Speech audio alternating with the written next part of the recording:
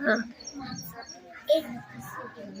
एके दिवशी राणी होती ना, राणी आणि रमा एकाचे बहीण होत्या.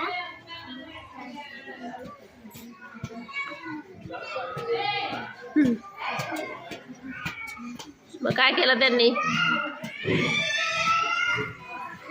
रमाने का आंघोळला बसली आणि राणी पण आंघोळला बसली. रमाने त्या फुलाचा फ्रोट घातला, राणीने पण फुलाचा फ्रोट घातला. रमाने चप्पल घातली आणि राणीने पण चप्पल घातली. आणि राणीने बॅग घेतली आणि रमाने पण पिवशी घेतली. आणि नाही का रमाने शाळेत निघाली. म्हणजे तिची आई म्हणाली, तू शाळेत नको जाऊ. का बरं नको जाऊ?